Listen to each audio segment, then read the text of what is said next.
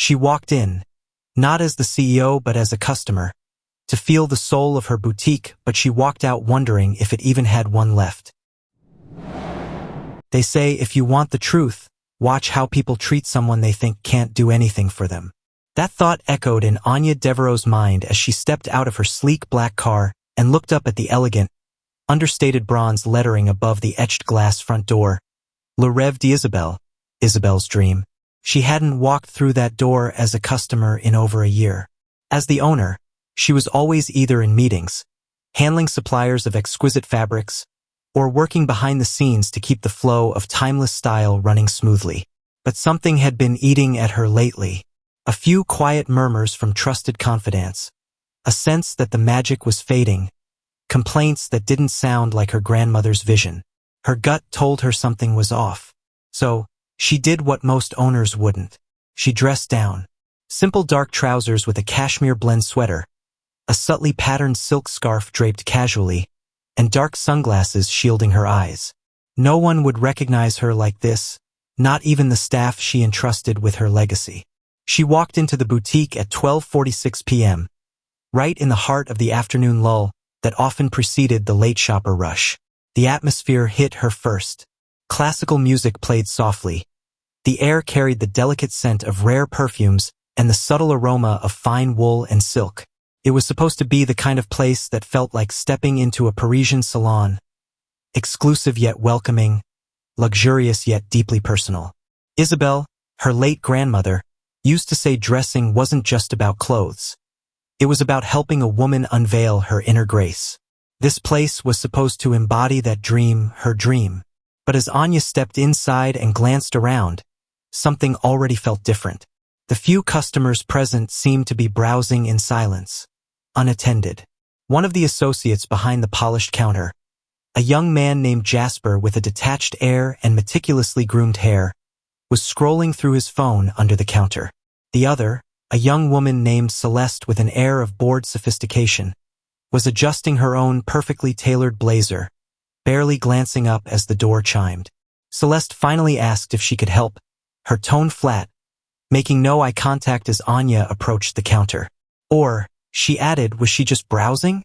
Anya softly inquired about a specific piece she saw online, careful to disguise her voice. Jasper chimed in without looking up from his phone. He stated that if it wasn't on the floor, it was likely sold or in back. She would have to provide a stock number, he added, otherwise it was just general browsing. Okay. Thank you, Anya replied, stepping aside and pretending to examine a display of silk scarves. She stayed close enough to overhear. That's when she heard it. Celeste murmured to Jasper, nodding discreetly towards an elegantly dressed, older woman near the back. She asked if he saw her, commenting that she was trying on everything and betting she wouldn't buy a stitch over 200. She looked like she shopped off-season, Celeste added. Jasper finally looked up, a smirk on his face. Right? He agreed. This wasn't a clearance rack. Some people just didn't understand the concept of an investment piece. Exactly, Celeste sighed dramatically. Honestly, she felt, ever since management stopped, as she put it, curating the clientele a bit, it had been exhausting. Just anyone walked in here now expecting miracles. Anya's blood ran cold. Curating the clientele? That went against everything Isabelle believed.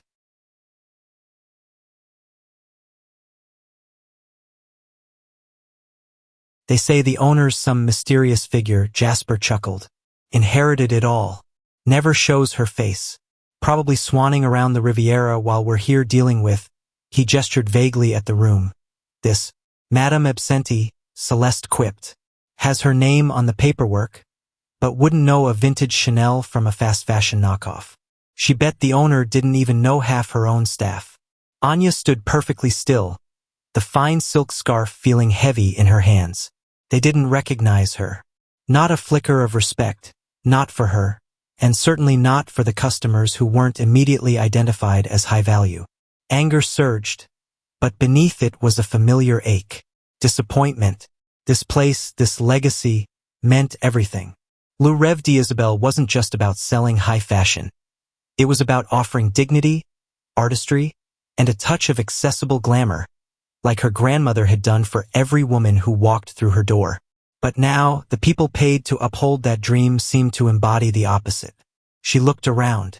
A younger woman seemed intimidated by the price tags, needing guidance but receiving none. The older woman, Celeste, had mocked carefully refold the dress she'd been admiring and slowly walked towards the exit. There was no warmth, no invitation to explore, just an unspoken judgment in the air. Isabel wouldn't have recognized her own dream.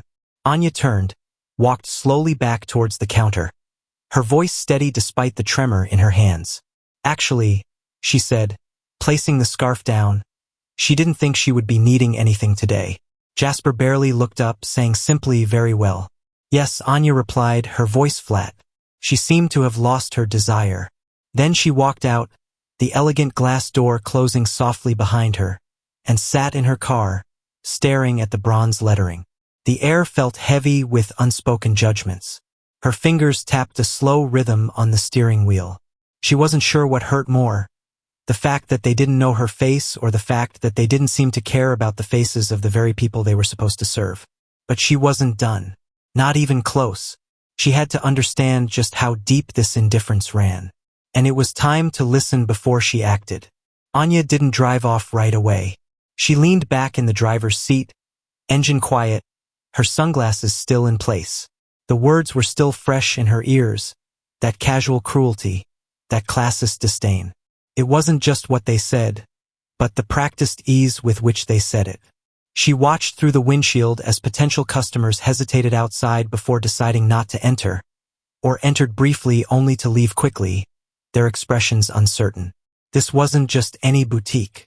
This was her grandmother's dream, etched in bronze above the door. And somehow that elegance no longer extended to the human connection within. Eventually, she stepped out, walked down the street to a small patisserie, grabbed a coffee and came back around, finding a less conspicuous spot across the street near a florist's shop. From there, she could observe the main entrance and, crucially, the staff who occasionally stepped out for a breath of air near the service alley. There, she heard more. Inside the alley entrance, voices carried. Someone was speaking with quiet intensity, a voice filled with genuine care. Madame Evangeline, the head seamstress and resident sage. Anya recognized her voice instantly. Evangeline had worked with Isabel for decades. Her hands knew every stitch. Her heart knew every story behind the custom pieces. She was the living embodiment of the boutique's craft and soul. "I'm telling you," Jasper's voice drifted out again, laced with familiar cynicism. "She's never here. If she does show, she'll probably just glide in, judging everyone's hemlines. Wouldn't last an hour on the floor." Laughter. "Totally," Celeste chimed in. "Madame Absenti. Probably thinks running a boutique is just about signing checks and getting free clothes. Meanwhile, we're here dealing with the actual public." Madame Evangeline's voice was low and steady, cutting through their banter. She reminded them, "Did you two know Isabel started this place with a single sewing machine and the belief that every woman deserves to feel beautiful, regardless of her station?" "We?" "Yeah," Celeste drawled, so watch your tongues," Evangeline murmured. "This isn't just a shop for some of us. Some of us remember the quiet joy on a woman's face when Isabel found her the perfect piece for her wedding, or her first job interview, or simply because she needed a bit of light in her day. That's the real currency here, not just what's in their wallet." A pause. Jasper scoffed. "Madam, please, it's just retail. If the owner doesn't show she cares, why should we knock ourselves out?" Madame Evangeline sighed, the sound audible even from across the street.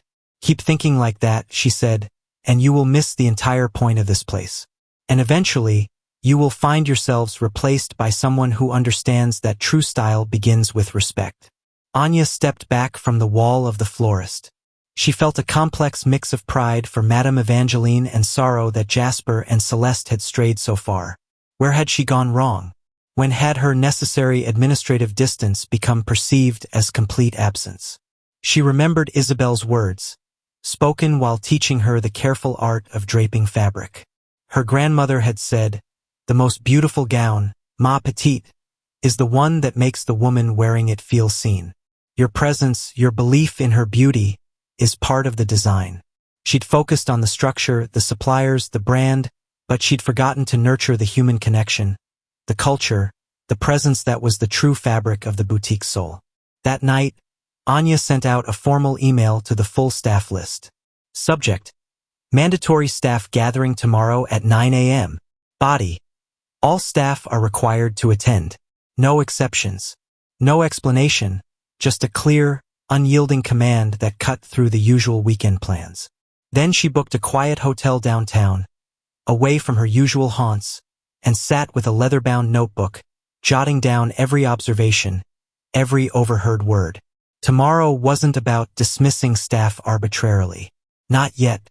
It was about something far more crucial: restoring the heart of Rêve d'Isabelle. But to do that, she had to face the people who were eroding its foundation and the few trying to hold it together. And she had to do it without the disguise. The next morning arrived, sharp and clear. Anya had barely slept, her mind replaying the scenes from yesterday: Celeste's condescending tone, Jasper's dismissive smirk, and Madame Evangeline's quiet, steadfast defense of the dream. At 8:47 a.m., Anya sat outside the boutique in her car again. This time, no sunglasses, no casual sweater, just her standard, impeccably tailored suit, her owner attire. From the car, she watched as each employee arrived. Celeste arrived fashionably late, phone in hand, adjusting her ensemble. Jasper walked up chatting on his phone, earbuds in. Madame Evangeline, as expected, was the first one there, unlocking the back entrance with a key Isabelle herself had given her decades ago.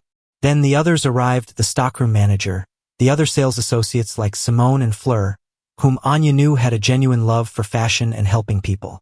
She waited until the clock hit 9:02, then opened her car door and stepped out. Heads turned instantly. Simone was the first to spot her, her eyes widening in surprise. Then Madame Evangeline, her gaze locking with Anya's, and the older woman gave a subtle, knowing nod, a silent acknowledgement of their shared understanding. But Celeste and Jasper, they froze mid-step, their casual postures snapping rigid. Anya walked past them without a word and entered her own boutique. Inside, the staff had gathered awkwardly near the central display table, unsure whether to stand or sit. She let the silence stretch, the only sound the soft classical music. Then, she cleared her throat, her voice clear and calm, yet carrying an undeniable weight. She told them she wouldn't keep them long. But, she stated she needed to say some things and she needed them to truly hear her. She paused, scanning the faces before her. This place, Rêve d'Isabelle, she explained, was named after her grandmother, Isabelle Moreau. She passed away 15 years ago, but anyone who had ever met her would understand that this boutique was far more than just a retail space. It was more than profits, more than inventory, more than prestigious labels. Simone's eyes were wide with attention. Madame Evangeline stood straighter, her hands clasped gently in front of her. Isabelle believed that true elegance came from within, Anya continued, and that clothing was simply a way to help that inner beauty shine. She welcomed every woman who walked through this door, treating each one with dignity and grace, whether they were buying a single scarf or an entire couture piece. Isabelle believed in finding the perfect fit, not just for the body, but for the soul. She scanned the room again. Celeste stared fixedly at the floor, her composure cracking. Jasper looked pale, his usual smirk gone, replaced by a deer-in-the-headlights expression. When she inherited this legacy, Anya continued, stepping forward. She promised herself she would uphold that dream. She focused on sourcing the finest garments, maintaining the highest standards of quality, expanding their reach. But yesterday, she walked in, and she didn't recognize the dream she thought she was protecting. That got their attention. She explained she came in, dressed anonymously, and stood right there, pointing to the spot near the scarf display. And she heard, she said, 2 employees speak about their customers with disdain, about curating the clientele, about judgment based on appearance. She heard them speak about her, the owner, mockingly calling her Madame Absenti, and saying she didn't care, she didn't have to name them. The air crackled with the unspoken accusation. She heard it all, Anya stated. And she walked out without making a purchase, without raising her voice, because she needed to understand how far they had drifted. She looked directly at Celeste, then Jasper. She owned this place, she told them. She carried her grandmother's legacy, built on her vision and decades of hard work. But somewhere along the way, in focusing on the business, she let things slide. She stopped being visibly present. That she took full responsibility for. That was on her. She took a steadying breath. But that disrespect, that judgment, that indifference towards the very heart of what this place stood for, she stated, that was on them. The room was utterly silent. The kind of hush that descends when undeniable truth enters a space. Nobody moved. Not a shift. Not a cough. Just a dozen pairs of eyes fixed on Anya. Celeste finally looked up, her face a mask of feigned innocence mixed with fear. Jasper leaned back against the counter, arms folded, trying to regain some semblance of control, but the twitch in his jaw gave him away. Anya stepped closer into the center of the staff group. She was not there, she said calmly, to deliver a lecture or merely issue reprimands. But she was there to begin fixing this. This was more than a business to her. It was a trust. She glanced at Madame Evangeline. Some of you, she said, her voice softening slightly, still held the core of Isabel's dream in their hands and hearts. She saw them, and appreciated them more than words could say. She turned to the rest. Others, she stated, had been showing up physically, collecting a salary, but had not been present in spirit. They had treated this exquisite place and the people who graced its doors with contempt. That ended now. The silence was broken as Simone, one of the sales associates with kind eyes, raised her hand tentatively. Ms. Devereaux, she said, her voice quiet. We didn't know you saw that. But thank you. Thank you for being here. Anya gave her a gentle nod. I should have been here sooner, she replied. My absence allowed misperceptions to grow. It allowed the soul to dim. She turned back to address everyone. They were putting everything on the table. New protocols for customer engagement, deeper training on the history and craft behind their collections, clear expectations for respect and empathy. And she would be there. They would see her face. She would be present, working alongside them, learning, teaching, reminding them all why they were there. She pulled out a small, elegant folder from her bag. Starting next week, she announced they would implement structured check-ins, not just about sales, but about service, about feeling the pulse of the room. And they would reintroduce direct customer feedback, collected discreetly in the boutique, not just online. Someone murmured that was good, and this time it sounded genuinely relieved. But listen closely, she added, her voice firming slightly.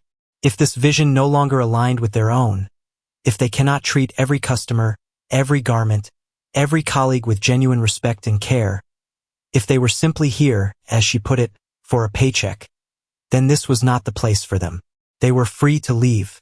No judgment, no hard feelings, but this was a place built on passion and respect, and that was the minimum requirement to walk through that door each morning. No one moved. Then, she turned slowly towards Jasper and Celeste. They stood rigidly, anticipating her words. You too, she said, her voice returning to that quiet intensity. Come with me. She walked towards the stockroom door and held it open, not looking back. After a tense beat, they followed.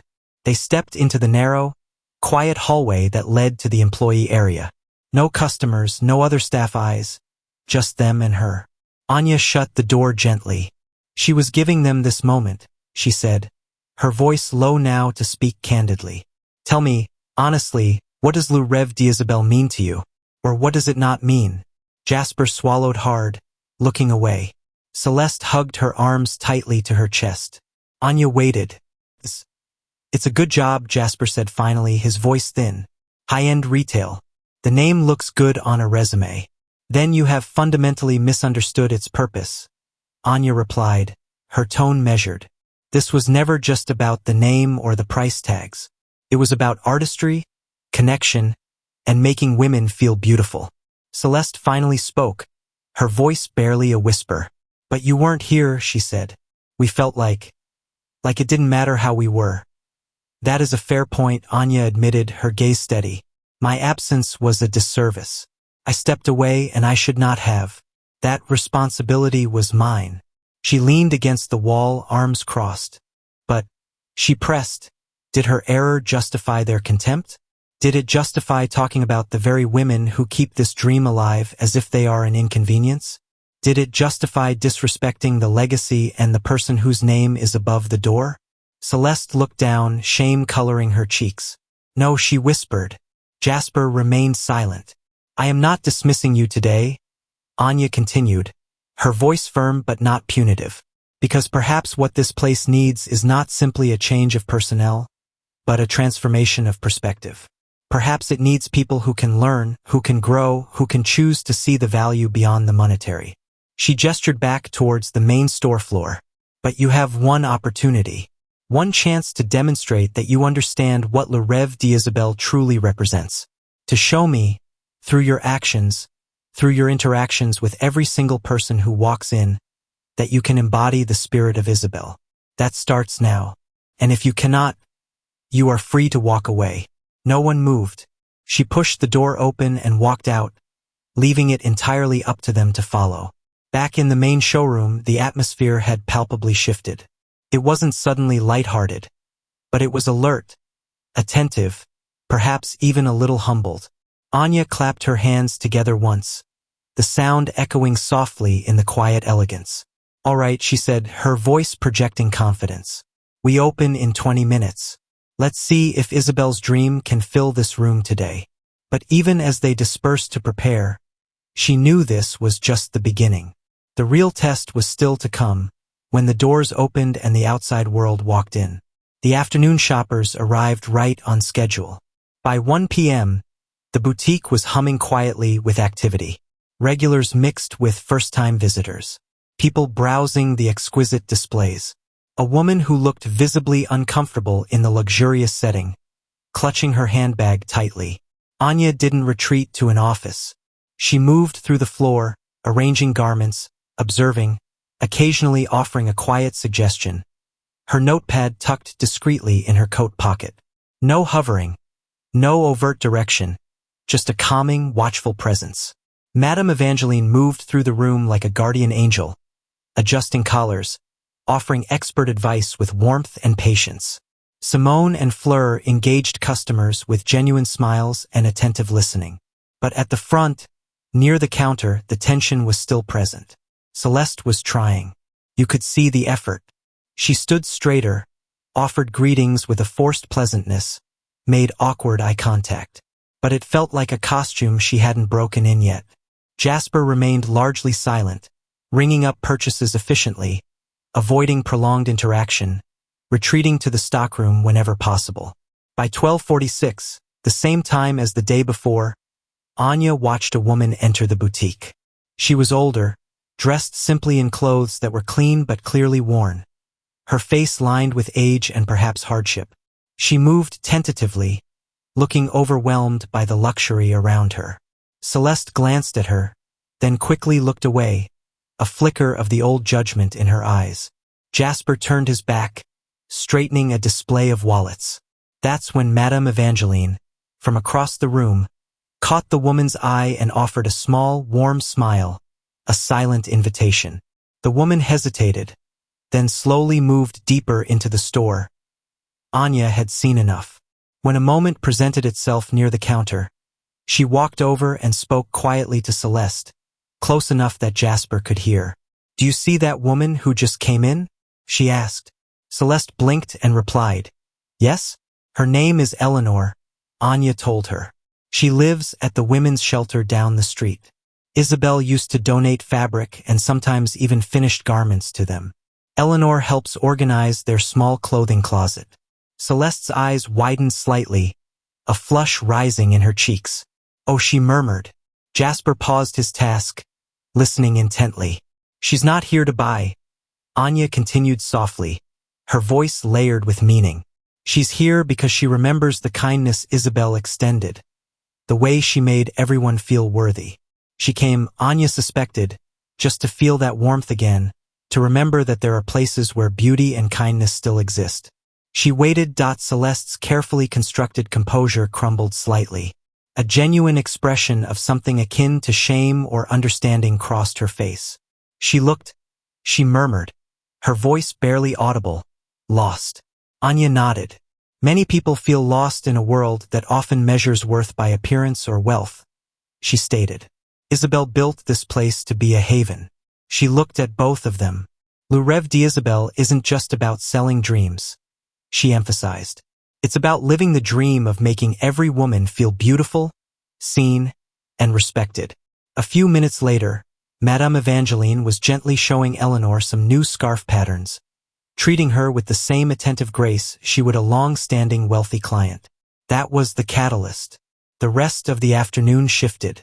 Celeste, though still awkward, approached a hesitant customer and offered help without the practiced indifference. Jasper didn't disappear to the back quite as often. The energy in the boutique, though still delicate, felt genuinely warmer. By the end of the day, sales were solid, the displays were impeccable, and more importantly, several customers left with lighter steps and brighter eyes, having been treated with genuine care. Anya sat at a small desk in the back office as the staff tidied up. Jasper approached slowly, looking down, meticulously aligning a stack of tissue paper. He looked nervous, his cool facade completely gone. "Ms. Devereaux," he said quietly, I was wrong. About everything I said yesterday." "You weren't just wrong, Jasper," Anya replied, her tone serious but not harsh. "You were dismissive of the very essence of this place." He nodded, rubbing his hands together. "I understand now," he said. "It's more than just selling clothes." He didn't want to lose his job. He'd do better, he promised. He'd try to see people like Madame Evangeline did. Anya gave a slow nod. She believed in the potential for change, she stated. But that change had to be more than just words. It has to become who you are here. "Got it," he said, his voice firmer. He walked off, not defiant, not broken, but appearing genuinely thoughtful. The culture wasn't fixed overnight. But that day, a critical crack had appeared in the wall of indifference, allowing light, the true spirit of Isabel's dream, to begin shining through. The next morning, Anya was back before sunrise. The only light in the boutique, the soft glow from the street lamps. She stood alone in the silent, elegant space, coffee cup in hand, gazing at a framed photo on a side table. It was her grandmother, Isabel, standing in this very room years ago, her hands gesturing towards a mannequin, a look of gentle passion on her face. Anya whispered, "I almost let your dream fade, grandmère." Then she turned on the lights, illuminating the racks of beautiful garments. By 8 a.m., the classical music was playing, the air filled with the boutique's signature scent. She had asked the team to gather again. No surprise this time, just a check-in before opening. They sat on chairs and ottomans near the front. The atmosphere was noticeably lighter than the day before, less tension, more quiet anticipation. Anya stepped forward. She wanted to express her gratitude for yesterday. She said, that was the first time in a long time she felt Isabel's presence in the room. Felt right. A few heads nodded. Madame Evangeline offered a small, knowing smile. But one day, or even one extraordinary shift, didn't rebuild a culture, Anya added. It simply shows who is willing to try, who is willing to choose the dream. She let that resonate for a moment. So today, she announced, she was presenting everyone with a choice. A deeply personal choice. She held up 2 elegant folders. This one, she said, raising the first, was for those who truly felt in their hearts that they belonged here. Who embraced Isabel's vision, who believed in the power of kindness and respect in this setting, and who were willing to show up fully, not just physically, but with intention and care every single day. She raised the second folder. This one, she explained, was for anyone who realized, after reflection, that this was not the right fit for them. That this level of personal engagement with the purpose was not what they sought in their work. There were no questions, no hard feelings. They would sign the paper in this folder, complete their shift today with professionalism, and they would receive 2 weeks severance and a recommendation letter recognizing their time here. She placed the folders on the counter. They didn't have to decide immediately, she stated. But by closing that day, she would need every single employee to have chosen one of these folders. There was no shame in either choice. The only true failure, she emphasized, would be to stay here pretending, diluting the spirit of Le Rêve d'Isabelle and doing a disservice to themselves and to their customers. That was it. No long speeches, no pressure, just a clear, significant choice presented with grace. As the staff slowly began their opening tasks, Anya moved through the boutique, arranging a new display of accessories, checking stock. She didn't hover near the counter. She trusted that the gravity of the decision and the events of the previous day would guide them. By mid-morning, the first form from the staying folder was signed. Madame Evangeline placed it gently on the counter. "This is my home, Ms. Devereaux," she said simply. Simone and Fleur followed soon after.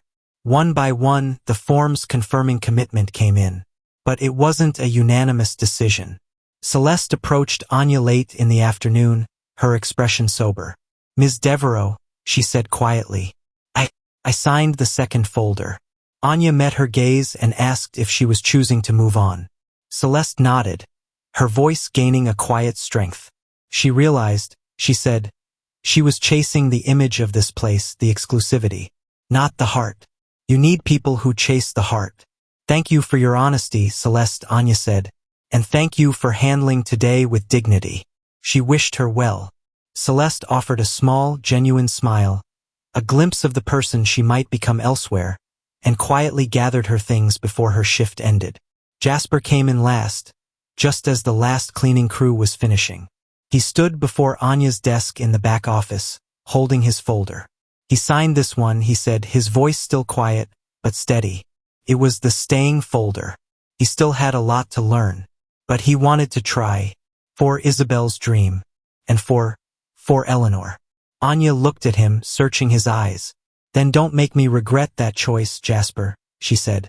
"This is a serious commitment to something bigger than yourself." He met her gaze, a flicker of determination in his eyes. "I won't," he replied. It wasn't a perfect resolution.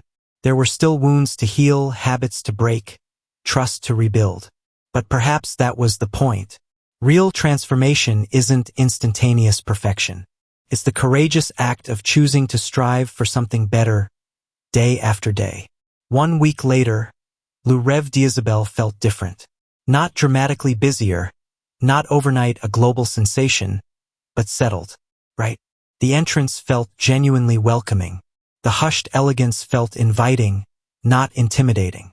The classical music seemed to underscore a sense of calm purpose. The biggest shift wasn't the inventory or the decor. It was the people. Madame Evangeline was the steadfast core. Simone and Fleur flourished, their natural warmth amplified. Jasper, though still quieter than some, was visibly making an effort, holding doors for customers, offering sincere compliments on their selections, even engaging in brief, respectful conversations.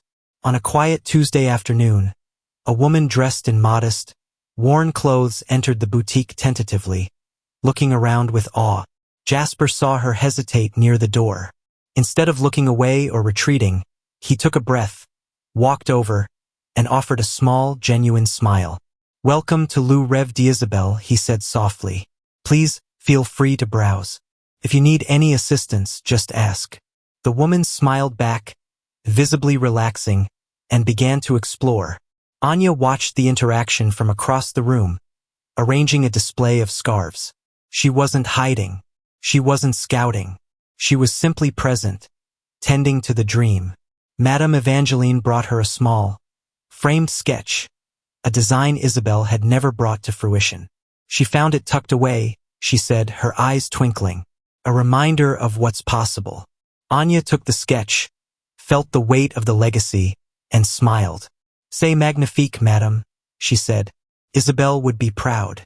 Later that week, Eleanor from the shelter stopped by again, not to browse, but just to bring Madame Evangeline a small bouquet of wildflowers.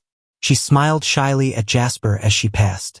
"Feels different here now," she whispered to Evangeline.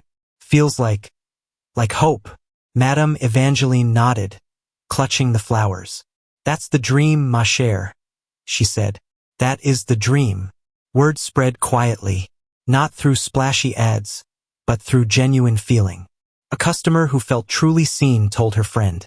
A woman who found unexpected grace in the luxurious space told her sister. The boutique became, slowly but surely, what it was always meant to be again.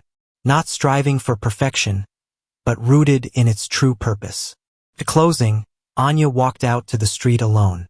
She leaned against the cool stone facade, arms crossed, staring up at the elegant bronze lettering glowing softly in the dusk. Le Rêve d'Isabelle. The lighting was flawless now. She had called the electrician. But even in its perfect state, she knew perfection wasn't the point. It was the care, the intention, the human element that gave it life. Simone stepped out behind her, zipping up her coat. Heading home, Ms. Devereaux? She asked. In a moment, Simone, she said. Just taking it in. Simone paused and asked if she was all right. Anya nodded slowly, a deep sense of peace settling within her. I think I am, she said. Simone smiled, then held out a folded piece of paper. A customer left this, she said. Asked that it be given to the owner. Anya unfolded the paper. It was handwritten, a slightly shaky script on fine stationery. It read, I have been a patron since your grandmother's time. For a while, I felt the light in this beautiful place begin to dim. It became merely a shop of fine things. But today I felt her presence again. The kindness, the understanding. Felt like Isabelle's dream come alive once more. Thank you for bringing her back. She read it twice, the words blurring slightly, folded it with care, and tucked it into her coat pocket, close to her heart. Simone said nothing, just smiled with quiet understanding and went back inside. Anya stayed there for another few minutes, then finally whispered into the fading light. The dream is still here, Grandmere. We are keeping it alive. And she walked back inside. Because no matter how exquisite the space you create in this world, it is not the architecture, the name, or the inventory that defines its worth. It is the people who inhabit it, who cherish its purpose, and who protect the delicate, beautiful spirit behind it. Never assume that building something wonderful is the end of the task. Culture requires constant nurturing. Respect requires consistent modeling and expectation. And dreams, the truest, most beautiful ones, need dedicated hearts to keep them alive. Show up for your people, for your purpose, and for the legacy you carry. If the story resonated with you, share it. Not for recognition, but because somewhere out there, someone needs to be reminded that it is never too late to step back in and tend to what truly matters.